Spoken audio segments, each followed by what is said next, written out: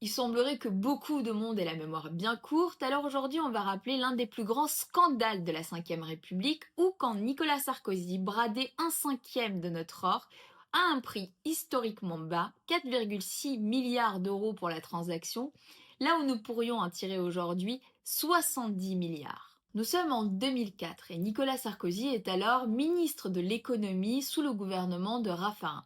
Sarkozy veut alors montrer qu'il a la situation bien en main. L'idée, abandonner une gestion des réserves d'or dite en bon père de famille pour la remplacer par une gestion plus dynamique. En clair, vendre l'or de la France pour le remplacer par des devises étrangères censées rapporter davantage. Ainsi, entre 2004 et 2009, la Banque de France se sépare d'un cinquième de ses réserves nationales. Sauf que ce choix s'avère être catastrophique car dès 2005, le cours de l'or explose. Nicolas Sarkozy ne peut pas l'ignorer, mais il continue de vendre obstinément année après année. L'apprenti spéculateur ne s'est donc pas trompé une fois, mais 6 fois. Le tout en constatant que le cours de l'or ne faisait que grimper. Et aujourd'hui, avec le cours de l'once qui frise les 4323 dollars l'once, nous aurions pu tirer de cette vente 70 milliards d'euros.